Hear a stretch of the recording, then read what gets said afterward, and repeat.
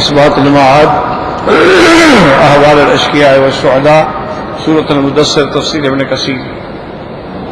الحمد للہ رب العالمین والصلاة والسلام على أشرف الأنبياء وسيد المرسلين سيدنا محمد وعلى آله وأصحابه أجمعين. اللهم صل على سيدنا محمد وعلى آل سيدنا محمد كما صليت على إبراهيم وعلى آل إبراهيم في العالمين إنك حميد مجيد. أعوذ بالله من الشيطان الرجيم. بسم الله الرحمن الرحيم. كل نفس بما كسبت رهينة إلا أصحاب اليمين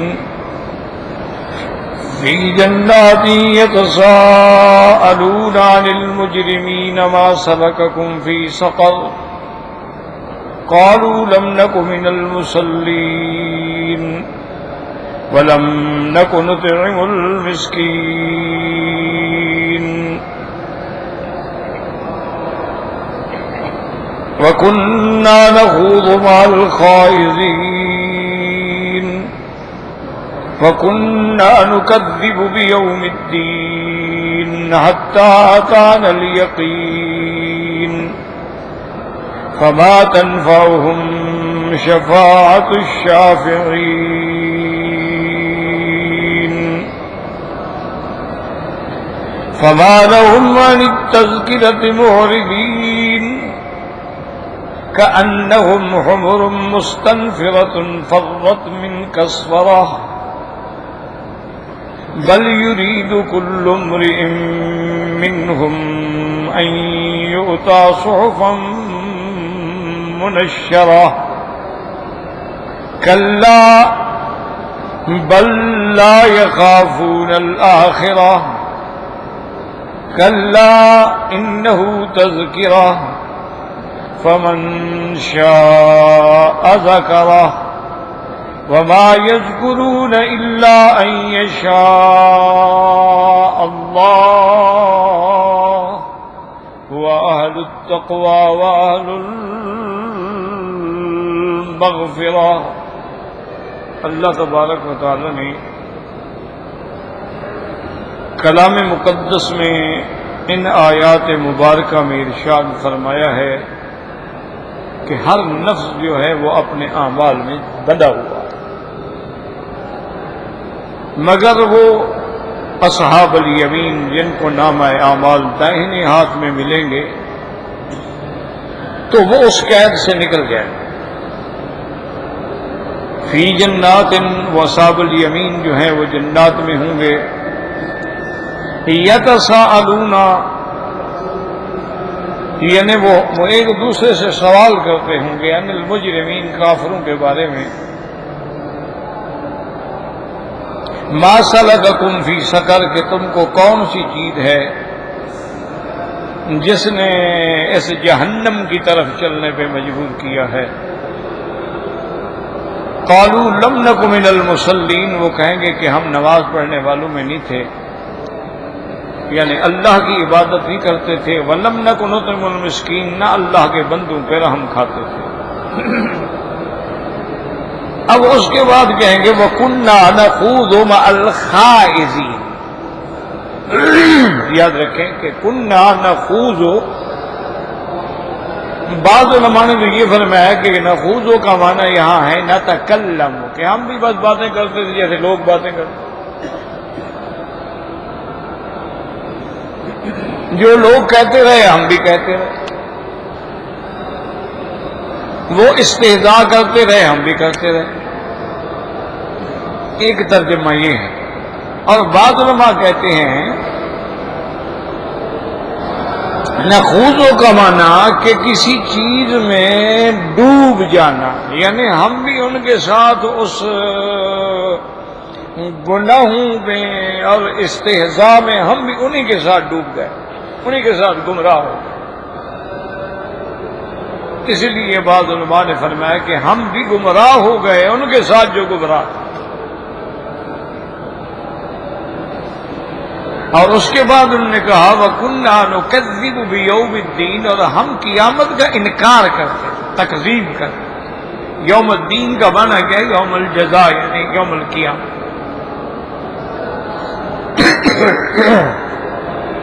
اسی لیے قرآن میں ہے مالک یوم الدین، یعنی یوم جزا کا مالک۔ وَكُنَّا نُكَذِّبُ بِيَوْمِ الدِّينِ، ہم تکذیب کرتے تھے قیامت کی، حتیٰ اتانا الیقین، کہ حتیٰ کہ ہم پر موت آ گئی۔ اب ان آیات میں جو سمجھنے والا مسئلہ ہے وہ یہ ہے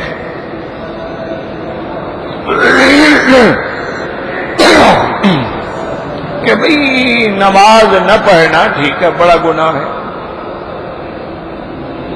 غریبوں کی مدد نہ کرنا یہ بھی بڑی بری صفت ہے، ہر غلط کار کے ساتھ مل کے باتوں میں لگ جانا یہ بھی بڑی بری صفت ہے، لیکن تکذیب بالدین جو ہے یعنی قیامت کا انکار، یہ تو سب سے بڑی برائی ہے اور کفر ہے، کیونکہ مسائل ہی تین ہیں: اللہ کی الوہیت، حضور صلی اللہ علیہ وسلم کی رسالت، اور قیامت۔ یعنی اگر ان تین چیزوں میں کسی ایک پر بھی ایمان نہ ہو تو پکا کافر ہے۔ قیامت کو نہ مانے تب بھی کافر، میرے مدنی کی رسالت نہ مانے تب بھی کافر، خدا کی الوہیت نہ مانے تب بھی کافر۔ تو جو سب سے بڑا جرم تھا اس کو بعد میں ذکر کیا گیا۔ بات کو سمجھیں، پہلے جب تک سوال دماغ میں سمجھ نہیں آئے گا تو جواب کا تو کوئی پتہ بھی نہیں چلے گا۔ بھائی ہمیشہ یہ ہے کہ جو بڑی چیز ہوتی ہے، جو اہم چیز ہے، اس کا ذکر پہلے ہوتا ہے، اس کے بعد ہوتا ہے کہ لم نکن من المصلین ولم نکن نطعم المسکین وکنا نخوض، لیکن اصل جو ہے وہ تکذیب بالدین ہے، چونکہ تکذیب بالدین جو ہے یہی تو سبب بنا نماز نہ پڑھنے کا۔ دیکھو نا، جس کو قیامت پر ایمان ہی نہیں وہ کیوں نماز پڑھے گا؟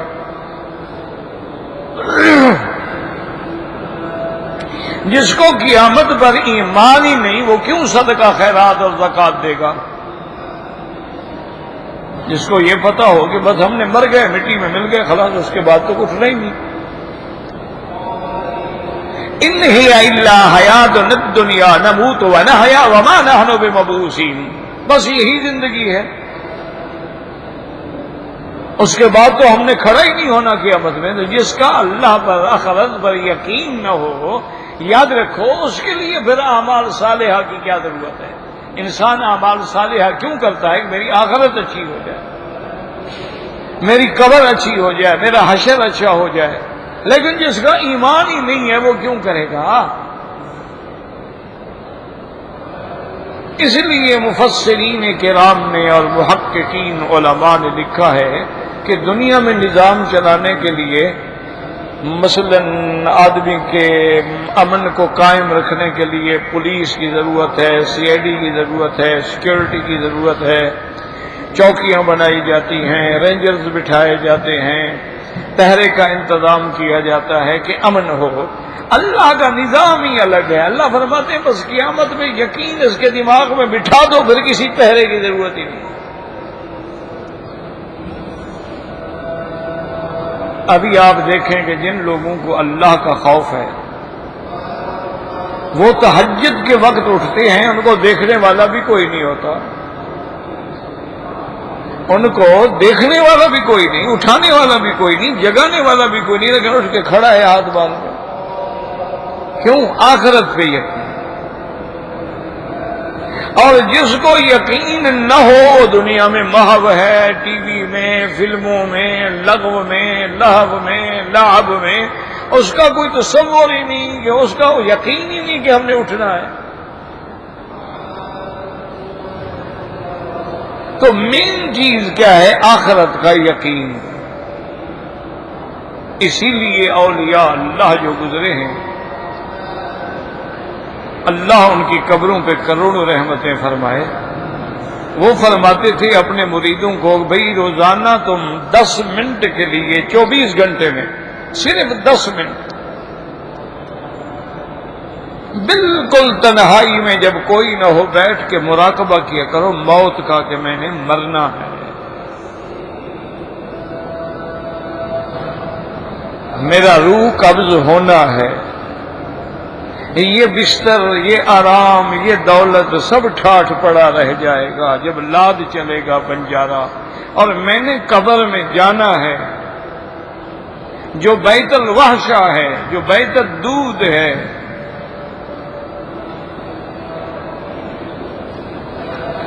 ایسے لوگ ہیں بھائی، عجیب آدمی ہے، عقل ہی نہیں اللہ نے دیا ہوا۔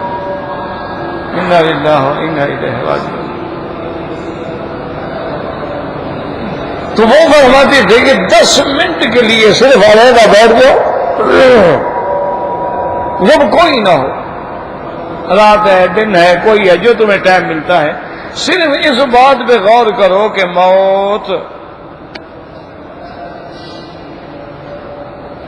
موت برحق، میں نے مرنا ہے، میرا جنازہ بھی اٹھنا ہے، میں نے قبر میں جا کے دفن بھی ہونا ہے، اور آج میں تھوڑی سی مٹی بھی برداشت نہیں کرتا ہے، منو من مٹی میرے اوپر ڈالی جانی ہے،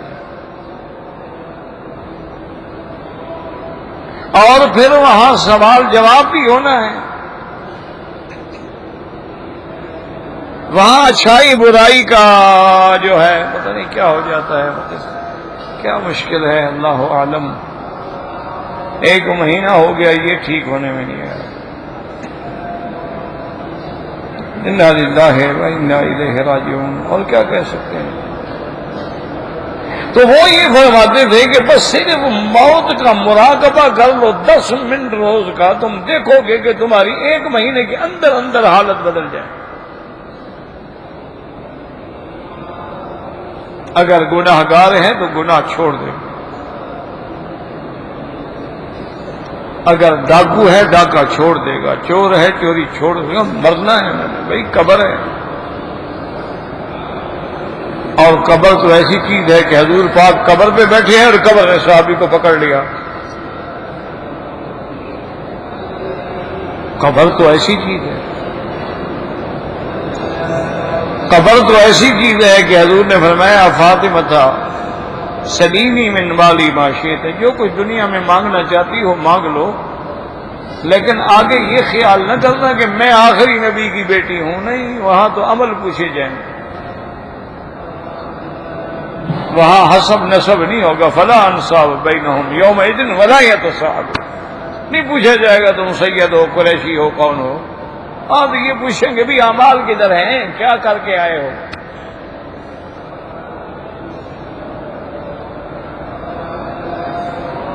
اگر اعمال بہتر ہو گئے تو روضۃ من ریاض الجنہ، پھر اسی قبر کو اللہ باغ جنت بنا دیتے ہیں۔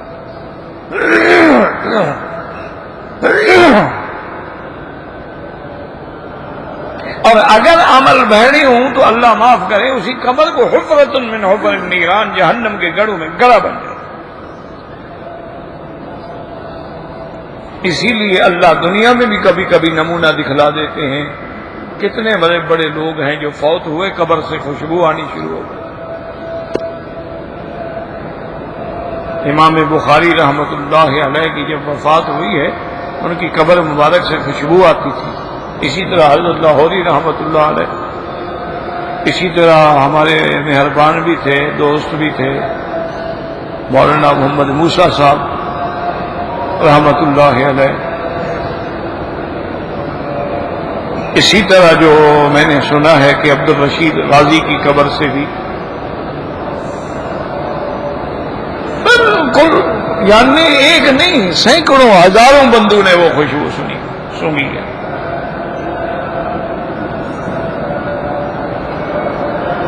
اور بعض میں تو یہ مشکل ہو گئی تھی ان بزرگوں کی قبر سے کہ لوگ مٹی لے جاتے تھے، تو اس لیے کچھ عرصے کے بعد اللہ نے پردہ ڈال دیا۔ اور ایسے بھی کئی واقعات ہیں، لا حول ولا قوة، اور ایسے بھی کئی واقعات ہیں، اللہ نہ کرے اللہ نہ کرے اللہ نہ کرے، قبر سے آگ نکلتی ہوئی دیکھی، اور ایسے بھی کئی واقعات ہیں، قبر کھولی گئی تو اندر سانپ اور بچھو بھرے ہوئے ہیں۔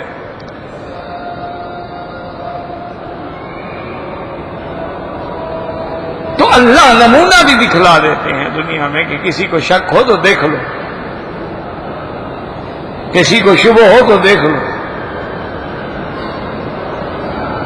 اسی لیے یاد رکھیں کہ انبیاء علیہم السلام جتنے اللہ کے نبی ہیں، حضرت آدم علیہ السلام سے لے کر میرے آقا سرکار دو جہاں تک اللہ کے تمام انبیاء قبر میں محفوظ ہوتے ہیں۔ حضور نے فرمایا ان اللہ حرم اجساد الانبیاء علی الارض، اللہ نے زمین پہ حرام کر دیا ہے، زمین کو طاقت نہیں کہ پیغمبر کے جثے کو چھیڑ سکے۔ اسی طرح آپ دیکھیں شہداء ہیں، کتنے عرصے کے بعد قبریں کھلتی ہیں، دیکھو تر و تازہ ہے۔ اسی طرح سے ایک بالکل ہمارے تقریباً یہ ضلع وہاڑی کے علاقے کا واقعہ ہے۔ ایک دیہاتی آدمی تھا، بوڑھا آدمی تھا، بزرگ آدمی تھا، لیکن پکا نمازی تھا، پکا۔ وہ مر گیا، دفن ہو گیا۔ اس کی قبر کے ساتھ جو بندہ دفن ہوا اس پہ اختلاف ہوا ان کے وارثوں کا کہ یہ اپنی موت نہیں ہے، یہ قتل ہے۔ بہرحال خلاصہ یہ ہے کہ مجسٹریٹ سے آرڈر لیے گئے، وہ قبر کشائی ہوئی، قبر کھولی گئی، اس بندے کی، دوسرے کی، اس بزرگ کی نہیں۔ اب اس کی قبر کو جب کھولنے لگے تو یہ دیوار بھی ٹوٹ گئی، خبریں کٹھی تھی نہیں، جب اس قبر کو کھولا تو مٹی تو ہوتی ہے، دیوار کچی، تو یہ بھی کھول گئی تو دیکھا کہ اسی طرح سو رہے ہیں، کفن بھی میلا نہیں ہوا ہے، اور داڑھی پہ جو خوشبو لگائی تھی وہ ابھی معلوم ہوتا ہے ابھی کسی نے لگائی ہے۔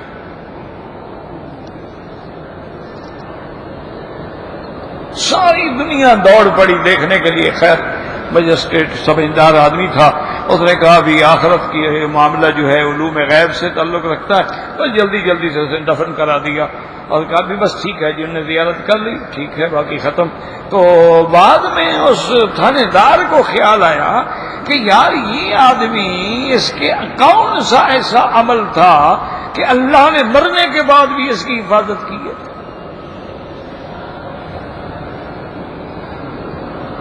تو انہوں نے تحقیق کی، اس کی بیوی سے پوچھا بھی تمہارا خاوند کو، انہوں نے کہا میرا خاوند تو جاہل آدمی تھا بیچارہ، ہل چلانے والا آدمی تھا، لیکن جمعہ کی نماز پڑھنے کے لیے جاتا تھا یہاں سے 3، 4، 5 میل دور ایک مسجد میں، واپسی پہ وہ قاعدے لے آتا تھا، یہ بچوں کا قاعدہ نہیں ہوتا نورانی قاعدہ، اور ستارے لے آتا تھا، پہلا پارا، ایسے 10، 10، 20 جو اس کے پاس پیسے ہوتے تھے وہ لے آتا تھا، اور مسجدوں میں جا کے بچوں کو دیتا تھا، بیٹا یہ قاعدہ تمہارے پاس نہیں ہے، قاعدہ لے لو، اچھا بھی تم سپارہ لے لو، اچھا جی تم یہ لے لو، بس یہی کام کرتا تھا۔ تو اس کی وجہ سے کہ اس نے ان کو قرآن پہنچایا، اللہ نے اس کی موت کے بعد بھی حفاظت فرمائی۔ تو بس یہ سب سے بڑا علاج ہے، اپنی موت کو یاد کر لو نا، سارے گناہ ختم۔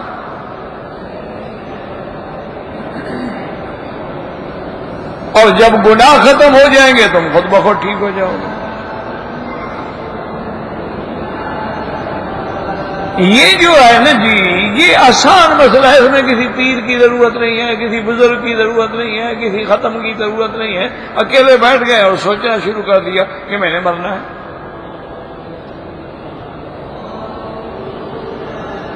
اسی لیے میرے مدنی پاک صبح صبح جب نماز سے اٹھتے تھے اور آسمان پہ نظر فرماتے تو کہتے اللہم انت الحق ووعدک الحق ولقاؤک حق والجنت حق والنار حق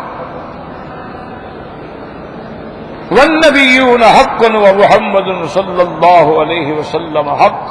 ہر روز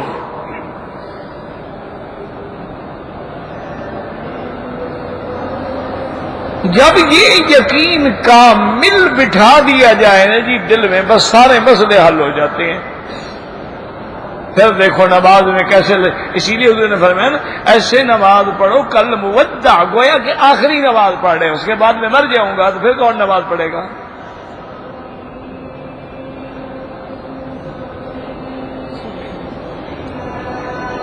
تو اس لیے سب سے بڑی مصیبت تو یہی ہے کہ آدمی کا آخرت پر ایمان نہ ہو، لیکن اس کو بعد میں کیوں ذکر کیا گیا، یوں سمجھو مسئلہ۔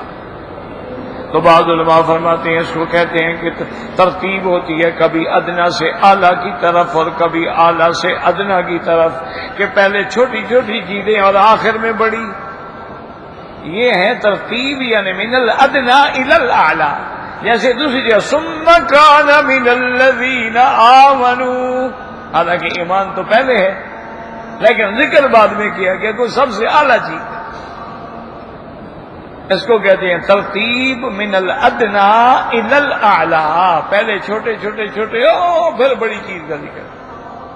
اچھا کبھی اس کے الٹ ہوتا ہے، ادنا من الاعلی الی الادنا، پہلے اعلیٰ کا ذکر پھر فَأَمَّا إِن كَانَ مِنَ الْمُقَرَّبِينَ فَرَوْحٌ وَرَيْحَانٌ وَجَنَّةُ نَعِيمٍ وَأَمَّا إِن كَانَ مِنْ أَصْحَابِ الْيَمِينِ فَسَلَامٌ لَكَ مِنْ أَصْحَابِ الْيَمِينِ وَأَمَّا إِن كَانَ مِنَ الْمُكَذِّبِينَ الضَّالِّينَ فَنُزُلٌ مِّنْ حَمِيمٍ وَتَصْلِيَةُ جَحِيمٍ إِنَّ هَذَا لَهُوَ حَقُّ الْيَقِينِ۔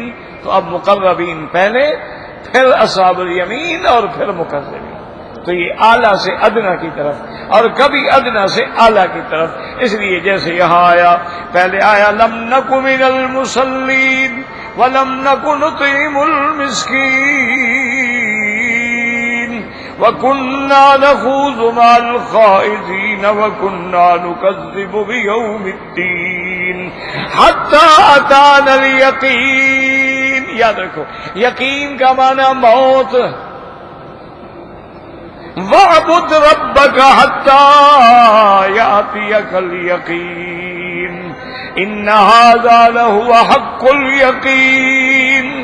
یقین جو ہے موت، کیونکہ موت کے آنے میں کوئی شک ہی نہیں۔ اچھا علماء نے سمجھانے کے لیے وہ مسابقہ ہے نا قرآن شریف کا، تو بچے پڑھ رہے ہوں گے، یہ بھی ایک حکومت کا بڑا کارنامہ ہے کہ ساری دنیا سے قراء اور حافظ اور پڑھے ہوئے بلاتے ہیں، پھر ان کا مقابلہ ہوتا ہے، پھر جو پاس ہوتا اعلیٰ درجے پہ اس کو لاکھوں انعام ملتے ہیں، تاکہ لوگوں کے دل میں قرآن کا جذبہ پیدا ہو، شوق پیدا ہو۔ آپ جا کے دیکھیں نا، آپ حیران ہوں گے، کوئی انڈونیشیا ہے، کوئی نائجیریا کا ہے، کوئی افریقہ کا ہے، کوئی کالا ہے، کوئی لمبا ہے، کوئی چھوٹا ہے، کوئی گورا ہے، کوئی لال ہے، کوئی سرخ ہے، کوئی ایسے کمزور سے بچے ہیں، ایسا قرآن پڑھ رہے ہوتے ہیں، سبحان اللہ۔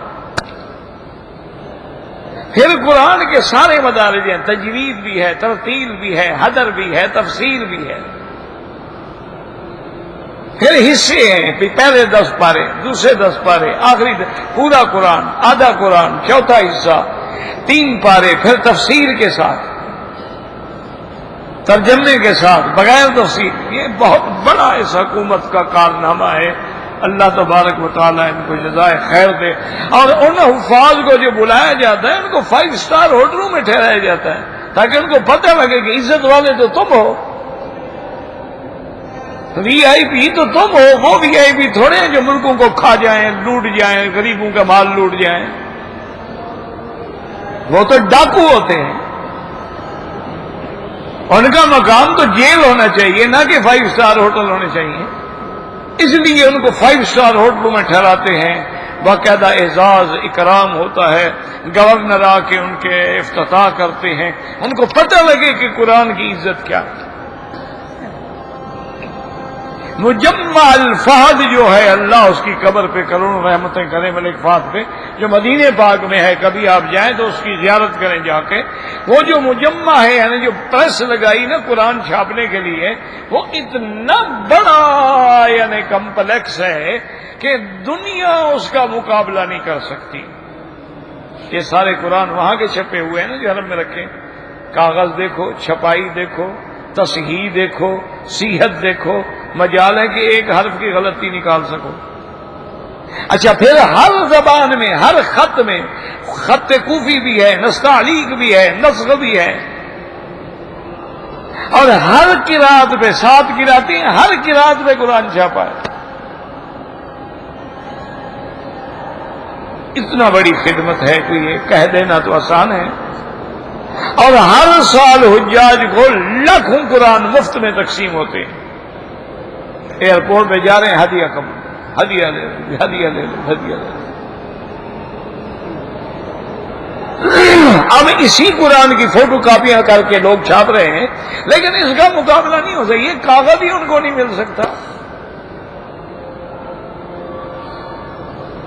اچھا، پھر ایسی مشینری لگائی گئی ہے وہاں، بھئی بعض قرآن لکھتے لکھتے غلطی ہو گئی، کوئی صفحہ الٹ ہو گیا، کوئی غلط ہو گیا، کہیں کوئی خطا ہو گئی، بھئی اب یہ سارے ورقے جو اکٹھے ہو جائیں گے تو اس کو اس مشین میں ڈالتے ہیں، وہ ان کو فوراً جلا کے راکھ بنا کے ہوا میں ملا دیتی ہے تاکہ کسی کا پاؤں نہ آئے. کئی کافر لوگ ہیں کہ جنہوں نے مجمع الفاظ کی وجہ سے اسلام قبول کیا. تو یہ تو بہت بڑی خدمت ہے. ہم تو انعام دیتے ہیں نا جی، کرکٹ کھیلنے والوں کو، ہاکی کھیلنے والوں کو جی جیت جائیں 10 لاکھ. کبھی کسی حافظ کو بھی دیا 10 لاکھ، کبھی کسی بخاری شریف پڑھانے والے کو بھی دیا ہے آپ نے 10 لاکھ. کبھی جب بڑے آدمی مر جاتے ہیں اپنے جنازے پڑھانے والوں کو بھی تم نے 10,000 دیا ہے. کھلاڑیوں کے لیے پیسہ ہے. ریس کورس میں لڑکیاں دوڑیں تو پیسہ ہے، لڑکیاں رسے کھینچ رہی ہیں تو پیسہ ہے. کیونکہ ہمارا تو پیسہ ان کے لیے ہے نا جی. اصل وجہ یاد رکھو کہ جس آدمی کے پیسے اچھے کاموں میں نہ لگے نا، سمجھ لو اللہ ناراض ہے، وہ پیسہ لگانے ہی نہیں دیتا. اور جن پہ اللہ راضی ہوتا ہے ان کا پیسہ حرام میں لگتا ہی نہیں.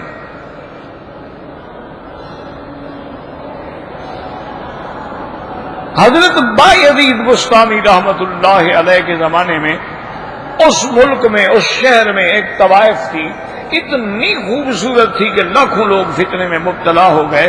حضرت کو اطلاع دی گئی تو حضرت نے کہا اچھا ٹھیک ہے. تو رات کو آپ نے تھوڑا سا لباس بدلا اور اس کے کوٹھے پہ پہنچ گئے. اس نے دیکھا مولوی آدمی داڑھی کے ساتھ. خیر اس نے کہا ٹھیک ہے، ہم نے تو پیسے لینے ہیں نا، داڑھی والا ہو یا داڑھی منڈا ہو. اور نے کہا تم ایک رات کے کتنے پیسے لیتی ہو؟ وہ حیران ہو گئی کہ لوگ تو میرے گھنٹوں کے پیسے نہیں ادا کر سکتے، یہ مولوی صاحب رات پوری لینا چاہتا ہے. ہم نے کہا جی مثلاً 1 لاکھ فرمائیے گا. لیکن یہ یاد رکھو کہ اب جو میں کہوں گا، جیسے کہوں گا کرنا کو. نے کہا جی یہ رات آپ کی ہے، میں نے پیسے نہیں لیے ہیں.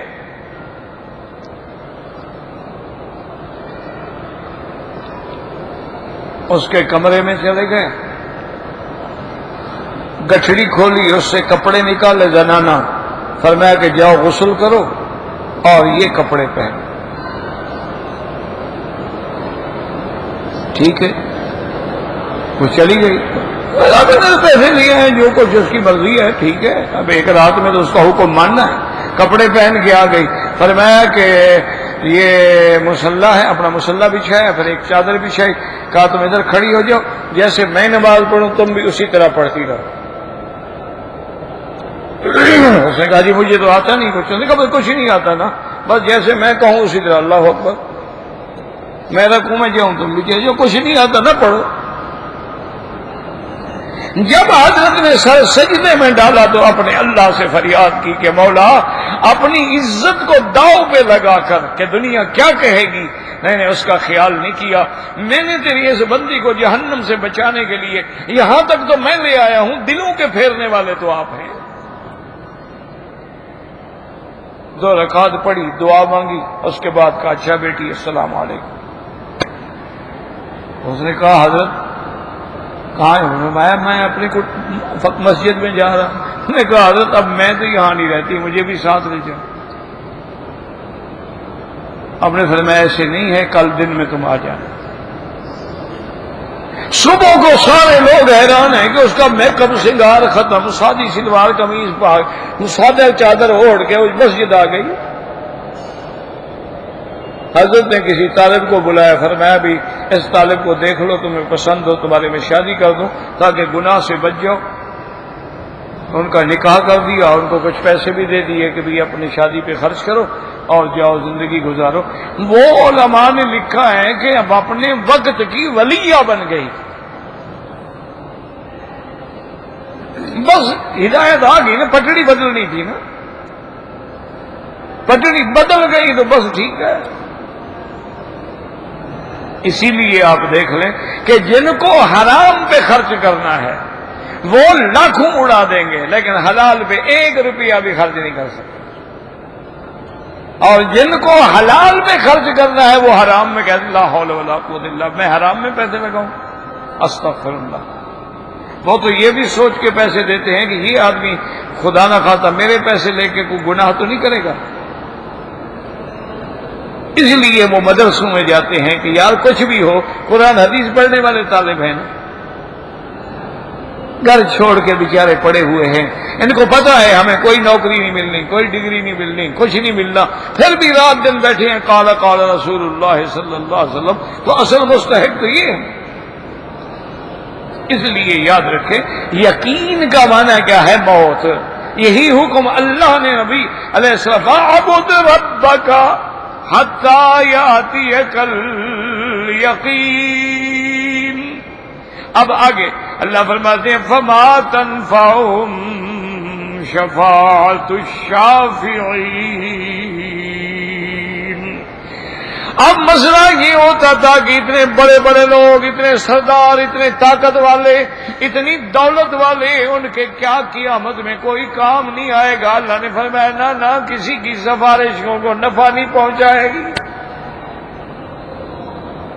دوسری جگہ فرمایا ما لهم من صدیق ولا حمیم۔ قیامت کے دن نہ ان کا کوئی دوست ہوگا، نہ کوئی ہمدرد ہوگا، اور نہ قیامت میں ان کے لیے کوئی شفاعت ہوگی، کیونکہ شفاعت اس کے لیے ہوگی جس کی موت ایمان پہ ہے لیکن گناہگار ہے۔ یہ تو کافر ہیں نا، یہ منکرین کی قیامت ہے، ان کے لیے کیا شفاعت؟ اسی لیے اللہ فرماتے ہیں یوم یقوم الروح والملائکۃ صفا صفا لا يتكلمون الا من اذن له الرحمن وقال صوابا۔ جس دن اللہ کا فرشتہ جبریل بھی اور فرشتے بھی صف بنا کے کھڑے ہوں گے، ان کو طاقت نہیں ہوگی کہ زبان سے لفظ نکال سکیں، بولنے کی بھی طاقت نہیں ہوگی، صرف وہ بولے گا جس کو اللہ اجازت دیں گے۔ اور یہ بھی شرط ہے اجازت بھی دیں گے اور وہ بات بھی سیدھی سچی کرے، حق والے کی شفاعت کرے۔ یہ نہیں کہ اجازت مل جائے تو کافروں کی شفاعت، نہ نہ، وقال ثوابا۔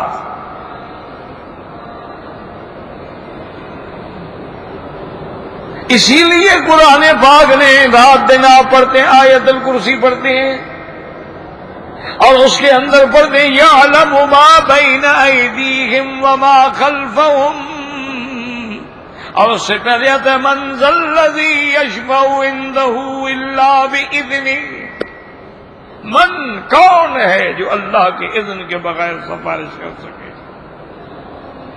کوئی پیر، کوئی فقیر، کوئی مجذوب نہیں چھڑا سکتا، کوئی وہاں بولنے کی بھی ضرورت نہیں کر سکتا۔ اللہ جب حضرت عیسیٰ علیہ السلام سے پوچھیں گے اَأَنْتَ قُلْتَ لِلنَّاسِ اتَّخِذُونِي وَأُمِّيَ إِلَٰهَيْنِ مِن دُونِ اللَّهِ، کیا تم نے لوگوں سے کہا تھا کہ مجھے بھی خدا سمجھو؟ تو مفسرین نے لکھا ہے حضرت عیسیٰ علیہ السلام 500 سال کی مدت تک کانپتے رہیں گے، جواب نہیں دے سکتے۔ انبیاء کانپ رہے ہیں، نفسی نفسی نفسی۔ اس میں یاد رکھو کہ شفاعت کا فائدہ کس کو ہوگا؟ من مات علی الایمان، جو ایمان پہ مرا ہے اس کی شفاعت ہوگی۔ قرآن بھی شفاعت کرے گا، حافظ قرآن بھی شفاعت کرے گا، علماء بھی شفاعت کریں گے، انبیاء بھی شفاعت کریں گے، اور سب سے بڑی شفاعت ہے میرے مدنی محمد مصطفیٰ کی ہوں۔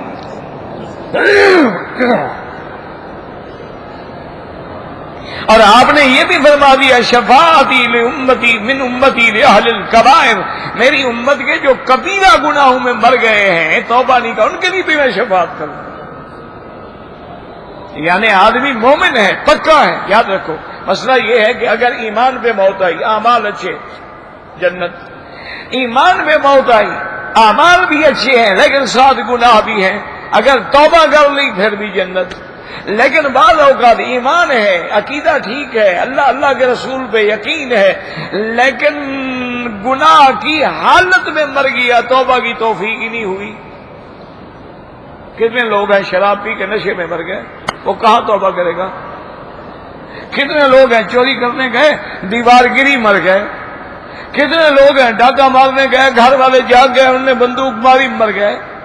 کب توبہ کرے گا یہ؟ وہ ایک شیعہ کا مولوی تھا نا، وہ میرے خیال ہاں مر تو گیا، ٹھیک. اتفاق سے میرے ساتھ ایک دفعہ ایک ٹرین میں اکٹھے ہو گئے. وہ میرا احترام بڑا کرتا تھا ویسے، اور کہتا بھی تھا کہ تم تو میرے بیٹوں سے بھی چھوٹے ہو، میں تمہارے والد کی وجہ سے تمہارا احترام کرتا ہوں. میں نے ایک دن اس سے کہا کہ یار تم، جہاں تک میں نے سنا ہے تم تو دارالعلوم دیوبند کے پڑھے ہوئے ہو، اور اس وقت تم مایہ ناز طلباء میں تھے، اور تم اچھے خاصے عالم ہو. یہ مذہبی شیعہ تم نے تحقیق کے بعد قبول کیا ہے، یعنی تم نے تحقیق کی اور تمہیں یہ مذہب حق نظر آیا ہے؟ کہنے لگا مکی صاحب ان باتوں کو چھوڑو، شیعہ بھی کوئی مذہب ہے، یہ تو ڈرامہ ہے. تو میں نے کہا کیوں قبول کیا ہے؟ انہوں نے کہا یار اس میں دولت بھی ہے، عورت بھی ہے، میں ان دو چیزوں کا بھوکا ہوں. اس میں پیسہ بھی ہے. اس نے کہا تم دیکھو کتنے بڑے بزرگ کی اولاد ہو، تقریر کرنے جاؤ تمہیں 100 ریال بھی کوئی نہیں دے گا، اور مجھے تو جناب پہلے 10,000 روپیہ دیتے ہیں پھر میں ڈیٹ دیتا ہوں. اور تمہارے نزدیک تو عورت کو دیکھ لو دوسرے دن تمہارے پیچھے نماز ہی کیوں نہیں پڑے گا، کہیں گے اچھا استاد ہے ہمارا، عورتوں کو تاڑتا ہے. اور ہمارے یہاں تو سب کچھ حلال ہے، متا بھی حلال ہے، نکاح موقت بھی حلال ہے. ایک بیوی نہیں 9 بیویاں رکھو، کہتی ہیں جی حضور کی سنت پہ عمل ہو رہا ہے. ہم نے کہا اس مذہب میں تو مزے ہی مزے ہیں، دولت بھی ہے، عورت بھی ہے. باقی یہ مذہب حق سمجھ کے میں نے قبول نہیں کیا. میں نے کہا یار کوئی آخرت کی فکر. کہنے لگا مکی صاحب مرنے سے پہلے میں توبہ کر لوں گا، پڑھا لکھا آدمی ہوں، مولوی ہوں. التائب من الذنب کمن لا ذنب لہ، توبہ کرنے والے کا گناہ مٹ جاتے ہیں. میں کلمہ بھی دوبارہ پڑھ لوں گا، ایمان بھی دوبارہ شبدیں پڑھ لوں گا، آمنت باللہ ملاقات، یہی تو پڑھنا ہے اور کیا کرنا ہے، اور توبہ کر لوں گا. اور یہ اللہ کا فیصلہ ہے کہ جو توبہ کرتا ہے میں توبہ قبول کرتا. اور میں نے کہا بدبخت پتہ نہیں تمہیں توبہ کرنے کا وقت ہی نہ ملے. انہوں نے کہا پھر اللہ جہنم لکھ چکا ہے تو میں کیا کروں. بڑا لکھا آدمی تھا، بہت قابل ترین آدمی تھا.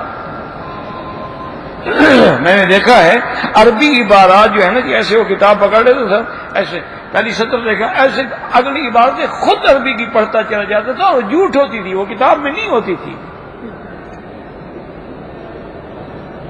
لیکن اس کی عربی اتنی اچھی تھی کہ کوئی آدمی پکڑ نہیں سکتا تھا جب تک عالم نہ ہو. انجام پتہ ہے کیا ہوا؟ جہاں تک میں نے سنا ہے کہ اس نے کوئی بھنگ بھی پیتا تھا، حفیم بھی کھاتا تھا، پتہ نہیں کیا کیا بلائیں کھاتا تھا، نشہ کیا، اور نشے کی حالت میں گاڑی میں جا رہا تھا، ایکسیڈنٹ ہوا، اسی نشے کی حالت میں مر گیا. کہاں توبہ ہوئی جناب؟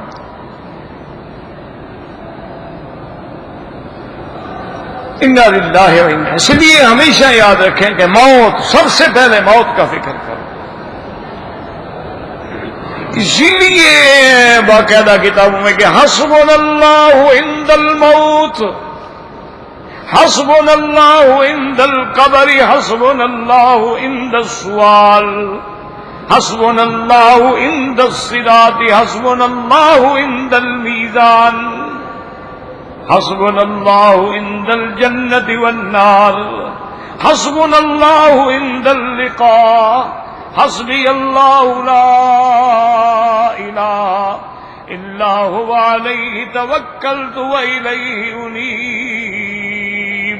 یاد رکھو اگر اللہ کی مدد شامل حال نہ ہو تو پھر بندہ نہیں بچ سکتا. اس لیے یاد رکھیں کافروں کی کوئی شفاعت نہیں ہوگی ان کے لیے. اور اسی آیت سے دلیل ہو گئی جب کافروں کی نہیں ہوگی تو مومنوں کی ہوگی. دوسری بات یاد جب کافروں کے لیے نفی ہے تو مومنوں کے لیے تو خود بخود ثابت ہو گئی. بھئی یہ چیز کافر کو نہیں ملے گی مانا مومن کو تو ملے گی. اس لیے قرآن کی اسی آیت سے یہ بھی ثابت ہے کہ شفاعت برحق ہے. حضور کی شفاعت کبریٰ بھی ہوگی, کئی شفاعتیں ہوں گی. اور حافظ قرآن اپنے خاندان کے 10 آدمیوں کی سفارش کرے گا الذین وجبت لہم النار, جن کو جہنم کے پروانے مل چکے ہوں, ان کی شفاعت سے چھوٹ جائے. اچھا قرآن کی صورتیں بھی شفاعت کریں گی کہ یا اللہ یہ بندہ سورت ملک کہے گی مولا یہ روز مجھے پڑھتا تھا, روز پڑھتا, یا تو مجھے اپنے قرآن سے نکال دو یا اس کو جہنم سے نکال دو. تو اللہ کے قرآن بھی سفارش کرے گا. بس دعا یہ کرو کہ عقیدہ صحیح. اگر عقیدے میں لچک ہے تو پھر نہ قرآن چھڑائے گا نہ انبیاء چھڑائے گا. سب سے بڑی بات عقیدہ ہے اور اسی کے لیے کوشش کیا کرو. حضرت قاضی احسان مرحوم فرماتے تھے کہ جب میں چھوٹا تھا تو میں جب باہر سے آتا تو اماں کہتی اچھا بیٹا کلمہ سناؤ, کلمہ پڑھو لا الہ الا اللہ, پڑھتا لا الہ الا اللہ. اچھا پھر باہر سے اچھا بیٹا کلمہ سناؤ لا الہ الا اللہ. کھانا کھانے بیٹھتا کہتی بیٹا پڑھو بسم اللہ الرحمن الرحیم, کلمہ سناؤ لا الہ. ایک دن کہتے ہیں میں تنگ آ گیا, میں نے کہا اماں تو مجھے کافر سمجھتی ہو کیا؟ میں جب آتا ہوں لا الہ الا اللہ میں مسلمان ہوں, مسلمان کا بیٹا ہوں, قرآن پڑھ رہا ہوں. آپ جب آتا ہوں کلمہ پڑھو لا الہ الا اللہ. نے کہا بیٹا مجھے پتا ہے الحمدللہ تم ایمان والے ہو, میں اس لیے پڑھاتی ہوں کہ زبان پہ تیرے کلمہ ایسا چڑھ جائے کہ جب موت کا وقت آئے تو خود بخود جاری ہو جائے لا الہ الا اللہ محمد رسول اللہ. اب دیکھو نا جن لوگوں کو گالی کی عادت ہوتی ہے گالی نکلے گی, جن لوگوں کو بکواس کرنے کی عادت ہے بکواس ہی نکلے گی, اور جن کی زبان پہ کلمہ ہوگا. اور اگر موت کے وقت میں کلمہ نصیب ہو جائے تو سمجھ لو الحمدللہ کہ یہ جنتی ہے. من قال لا الہ الا اللہ دخل الجنہ. یعنی ہمارے وہاں گاؤں میں جو مدرسہ تھا نا, جو مسجد تھی, اس کے ساتھ جو ہمارے ہمسائے تھے نا, خدا کی قدرت ہے کوئی موچی تھے, کوئی پابلی تھے, کوئی ایسے تھے, کوئی ایسے تھے. لیکن خدا پہ یقین کریں کہ اس مسجد میں اور والد صاحب کے درس کی وجہ سے ان کے عقیدے ایسے صحیح ہو گئے تھے ماشاءاللہ. اور ان سب کے موت کے وقت لوگوں کو بلاتے تھے اور بھی میرے کلمے کے گواہ ہو جاؤ لا الہ الا اللہ. عورتیں اور مرد جو بھی اس قرآن کی برکت سے, اس عالم کی تبلیغ سے, اس کی دعوت سے کہ وہ سنے نہ سنے قرآن کی آواز ان کے گھر میں جا رہی ہے. مسجد کے ہمسائے ہیں دیوار پر دیوار. یعنی جب بھی ان کو موت آئی, ایک نہیں دو نہیں, جتنے لوگوں پہ موت آئی, لڑکے لڑکیاں مرد عورتیں, سب نے یہی کہا اچھا سارے بیٹھے ہو میرے کلمے کے گواہ ہو. اس لیے دعا کیا کریں کہ اللہم اجعل آخر کلامنا لا الہ الا اللہ محمد الرسول اللہ. یا اللہ ہماری آخری کلام جو ہو زبان پہ کلمہ جاری ہو.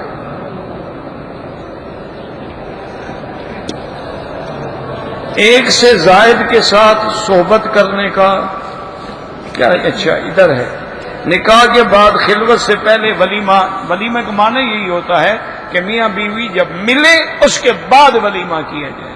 یہ جو آج کل ہے یہ تو رواج ہے, یہ ولیمہ تو نہیں ہے نا, یہ تو رواج ہے. اسی دن نکاح رات کو کھانا پھر بیوی جاتی ہے شوہر کے گھر میں, یہ ولیمہ نہیں ہے, یہ سنت کے خلاف ہے.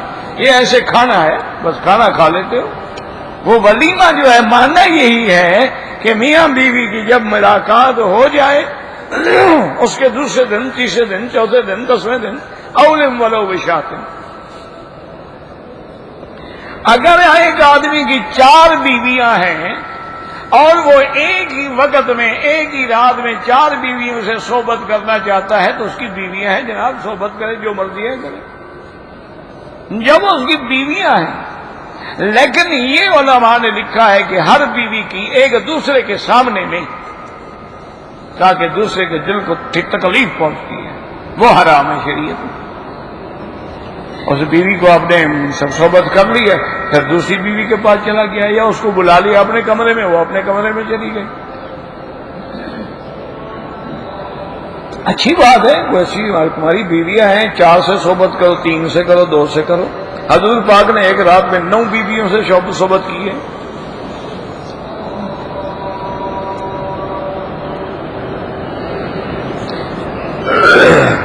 کہتے ہیں جی کہ ایک عورت کا نکاح تو ہو گیا ہے، لیکن وہ دوسرے آدمی سے شادی کرنا چاہتی ہے تو اس سے طلاق حاصل کرے، وہ طلاق نہ دے وہ شادی نہیں کر سکتی۔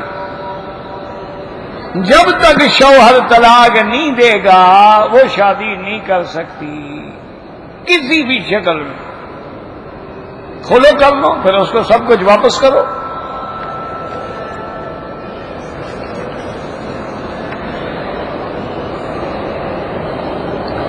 کہتے ہیں جی کہ حضور پاک جب عرش پہ گئے تھے تو اس مسئلے میں اختلاف ہے۔ بعض صحابہ فرماتے ہیں کہ حضور نے اپنے رب کی زیارت کی ہے، لیکن وراء الحجاب، حجاب کے بغیر تو کوئی دیکھ ہی نہیں سکتا،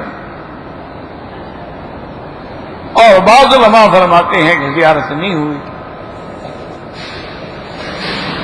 یہ بھی وہی بات ہے، جبریل کے پر جلتی ہے تو ایک محاورہ بن گیا ہے کہ جبریل ایک دفعہ کھڑے ہو گئے کہ یا رسول اللہ میرا حد یہاں تک ہے، بس یہ تو لوگوں نے بنا رکھا ہے نا جی، آگے جاؤں گا تو پر جل جائیں گے۔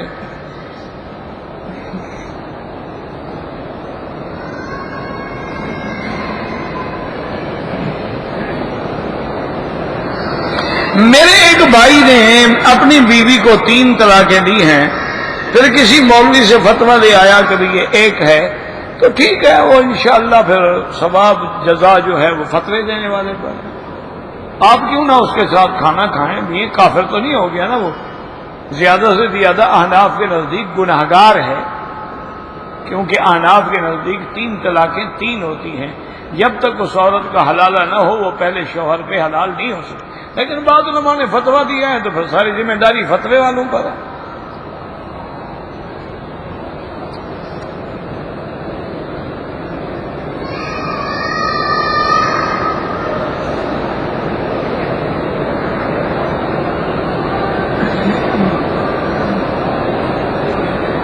کہتے ہیں جی کہ جب آدمی غسل جنابت کے لیے یعنی اپنی بیوی سے مباشرت کے بعد غسل جنابت کرتا ہے تو کیا حمام میں بسم اللہ، یا بالکل حمام میں کیا بسم اللہ ہے، قرآن پڑھنے جا رہے ہو غسل کرنے جا رہے ہو؟ نہیں، حمام میں تم منزل پڑھنے کے لیے جا رہے ہو یا غسل کرنے کے لیے جا رہے ہو؟ اور بعض لوگ لا الہ پڑھتے ہیں، کافر ہو تو مسلمان ہو رہے ہیں، اس وقت کچھ نہیں پڑھنا، داخل ہوتے ہوئے پڑھنا ہے اللہم انی اعوذ بک من الخبث والخبائث۔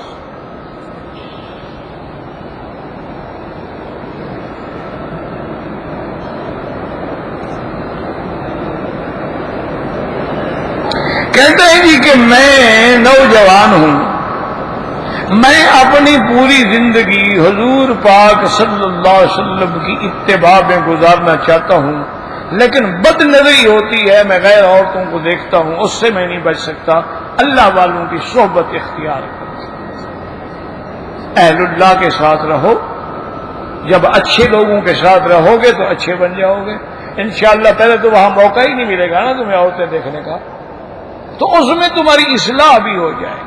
اور دوسرا وہی علاج ہے جو میں نے ابھی بتایا تھا کہ موت کا مراقبہ موت کرو، موت کو یاد کرو۔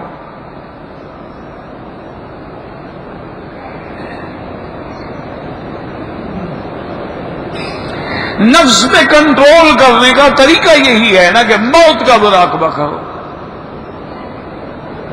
جب ہر وقت موت سامنے ہو گناہ کیسے ہوگا؟ دیکھو نا، جب کسی عورت کو دیکھنے لگو خیال ہو کہ قبر میں جانا ہے، انہی آنکھوں میں گرد ماریں گے فرشتے، پھر کیسے دیکھے گا؟ میں ٹاور میں ملازم ہوں، جماعت حرم کے ساتھ، اگر وہاں سے حرم کی صفیں نظر آ رہی ہیں، نمازیوں کا اٹھنا بیٹھنا نظر آ رہا ہے تو نماز ہو جائے گی۔ لیکن افضل یہ ہے کہ اپنا حرم میں آ کے نمازیں پڑھو، جتنا کعبے کے قریب آؤ گے اتنا ثواب زیادہ ہو۔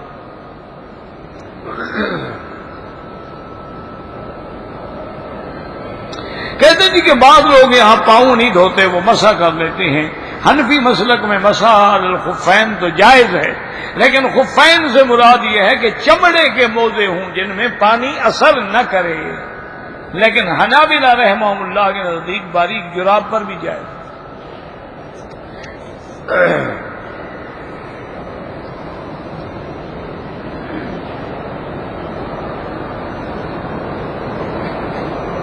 کہتے ہیں جی کہ ایک بریلوی نے مجھے کہا کہ حضور صلی اللہ علیہ وسلم کو علم غیب تھا کہ آپ دو قبروں پہ گزرے تو فرمایا انہما لیعذبان، ان دو کو عذاب ہو رہا ہے، اور عذاب بھی اس گناہ کی وجہ سے ہو رہا ہے۔ یہ غیب کا علم ہے، یہ غیب کا علم ہے، حدیث پوری پڑھو، اللہ نے مجھے خبر دی ہے، یہ اطلاع علی الغیب ہے، یہ علم غیب نہیں ہے۔ اللہ اطلاع دے دیں ٹھیک ہے، اللہ واحد بھیج دے، اللہ الہام کر دے، اللہ القاء کر دے، یہ علم غیب تھوڑا ہے۔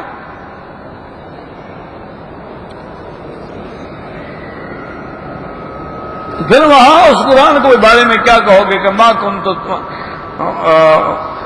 اللہ کے نبی نے فرمایا کہ لا ادری ما یفعل بی ولا بکم، مجھے تو اپنا بھی پتہ نہیں کہ کیا ہوگا،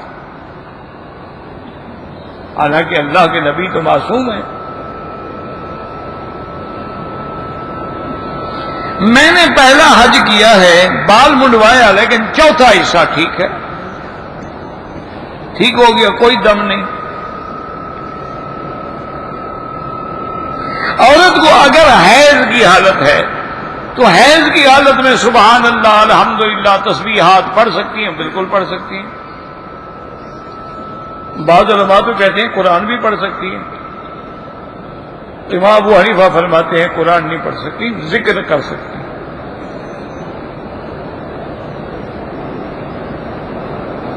موبائل پہ فری انٹرنیٹ کا کنیکشن آتا ہے، بھئی مجھے کیا پتا فری انٹرنیٹ کا کیا مطلب ہے، اگر انہیں خود ہی فری کیا ہوا ہے تو استعمال کرو۔ بھئی جنہوں نے بنایا ہے انہوں نے فری کر دیا کہ بھی مفت ہے، ٹھیک ہے۔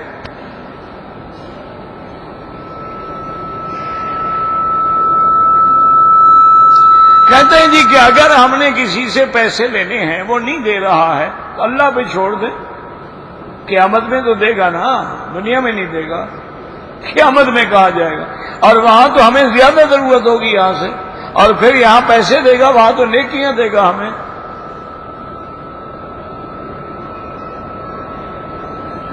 کہتے جی یہاں حرم شریف میں جو جنازہ پڑھایا جاتا ہے اس میں بالغ بھی ہوتے ہیں نابالغ بھی ہوتے ہیں، تو دعا میں دونوں تو ہیں، صغیرنا و کبیرنا، تو دونوں کے لیے ہو گئی۔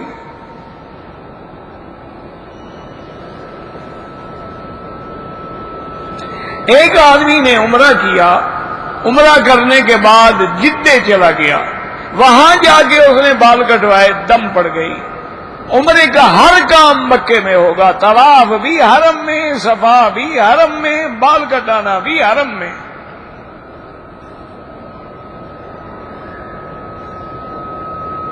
اگر ایک آدمی اس طرح نہ پھروائے، قصر کرے، بالکل جائز ہے، لیکن چوتھا حصہ بال، مثلا اتنا بڑے بال ہے تو چوتھا حصہ سارے سر کا کٹ جائے، یہ نہیں کہ ٹک لگائے۔ زمزم کے پانی سے چائے بنا سکتے ہیں، بنا سکتے ہیں۔ میں نے ریاض سے مکے آیا، اپنے کمرے میں غسل کیا، احرام مسجد عائشہ سے باندھا، دم پڑ گئی کہ آپ میقات سے بغیر احرام کے آ گئے، آپ ریاض سے آ رہے تھے، آپ کو احرام طائف میں باندھنا تھا۔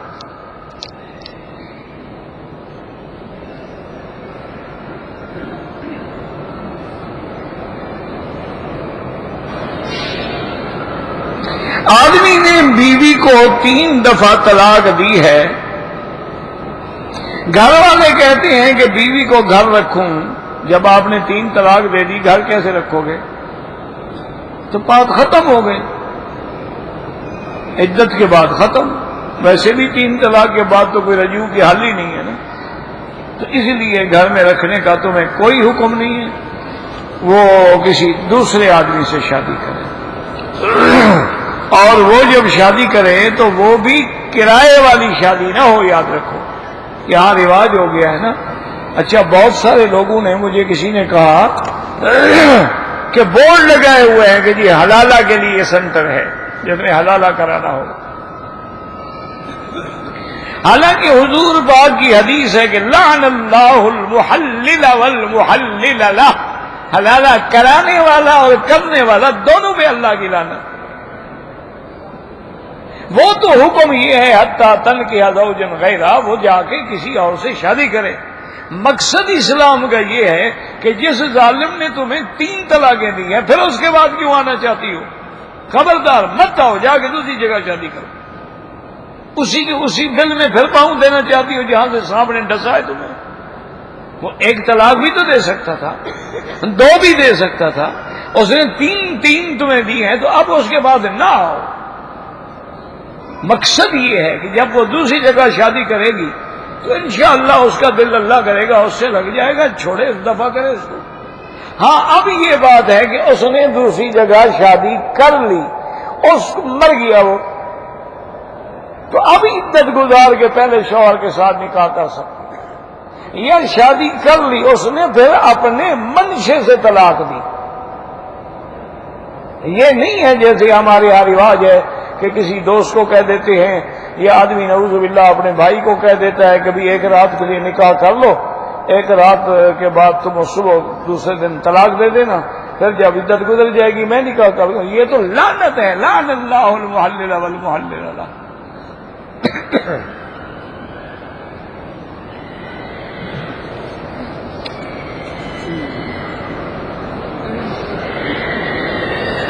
کہتے تھے کہ شرعی طور پر 1 سال یا 2 سال اپنی بیوی سے دور رہنا بالکل ناجائز ہے.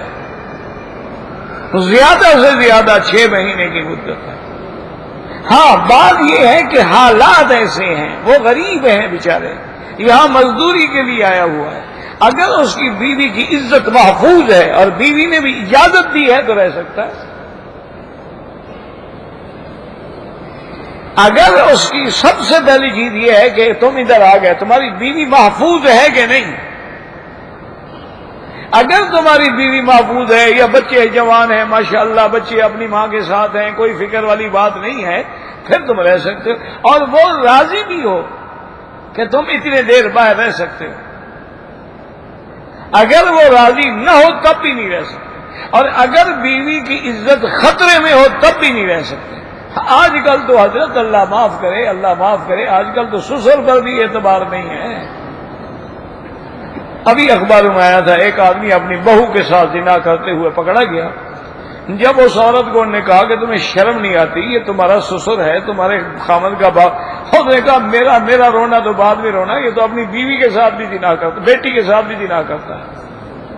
انہوں نے کہا میں تو بہو ہوں نا، یہ تو بیٹی کو بھی معاف نہیں کرتا ہے بدبخت. تو جہاں یہ حالات ہوں وہاں تم بیوی سے دور رہو، پھر کیا ہوگا؟